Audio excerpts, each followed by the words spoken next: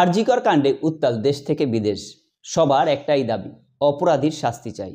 সঞ্জয় থেকে সন্দীপ বারবার মিথ্যা বলে যাচ্ছেন। এই ঘটনার সাথে অন্য কেউ জড়িত আছে কিনা তা জানার জন্য তদন্ত করছে সিবিআই। সন্দীপ ঘোষকে টানা জিজ্ঞাসাবাদ করেও মিলছে না সদুত্তর। ঠিক এমন সময় সন্দীপ এবং সঞ্জয়কে পলিগ্রাফি টেস্টের জন্য আবেদন করেছে সিবিআই। এই টেস্টের মাধ্যমে কি সত্যিটা বেরিয়ে আসবে? এই প্রশ্নের উত্তরে দেশ থেকে বিদেশ। এই পলিগ্রাফি টেস্টটা কি এবং কিভাবে করা হয়, চলুন জেনে আসি এই ভিডিওর মাধ্যমে সম্পূর্ণ ডিটেলস।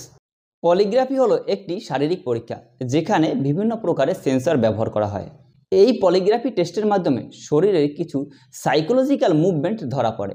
আমেরিকান সাইকোলজিক্যাল অ্যাসোসিয়েশনের তরফে জানানো হয়েছে যে কোনো অপরাধী মিথ্যা বলছে কিনা তা জানার জন্য এই পলিগ্রাফি টেস্ট করা হয়। প্রশ্ন হচ্ছে, এই পরীক্ষার মাধ্যমে কি কি জানা সম্ভব? পলিগ্রাফি টেস্টের মাধ্যমে বোঝা যায় না যে কোনটা সত্য কোনটা মিথ্যা। তবে কোনো অপরাধী মিথ্যা বললে তার শারীরিক এবং মানসিক যে পরিবর্তন হয় তা ধরা পড়ে এই পলিগ্রাফি টেস্টের মাধ্যমে।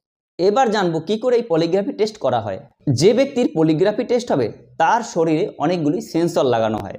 এই সেন্সরগুলি ওই ব্যক্তির heart rate, blood pressure, pulse rate সহ একাধিক প্যারামিটার মনিটর করে। এবার প্রশ্ন হতে পারে কিভাবে রিপোর্ট পাওয়া যায়।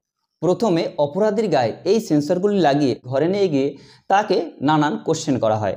অপরাধী যদি সত্যি কথা বলে তাহলে প্যারামিটার নর্মাল থাকে, আর অপরাধী যখনই মিথ্যা কথা বলে তখনই এই প্যারামিটার অস্বাভাবিক আচরণ করে, যা কিনা ধরা পড়ে একটি গ্রাফে। পরে এটি আবার রিপোর্ট আকারে প্রকাশ করা হয়। আরজিকর কাণ্ডে ধৃত সঞ্জয় বারবার মিথ্যা বয়ান দিয়ে যাচ্ছে সিবিআইয়ের কাছে।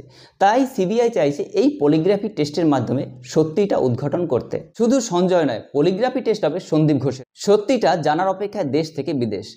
এই পলিগ্রাফি টেস্টের মাধ্যমে কি সত্যিটা আসলে উদ্ঘাটন হবে? কমেন্ট সেকশনে আপনার কমেন্ট করে অবশ্যই জানাবেন, এবং এইরকম ভিডিও পাওয়ার জন্য অবশ্যই আমাদের চ্যানেলটি লাইক, শেয়ার এবং সাবস্ক্রাইব করে দেবেন। দেখা হবে পরবর্তী ভিডিওতে। Thank you.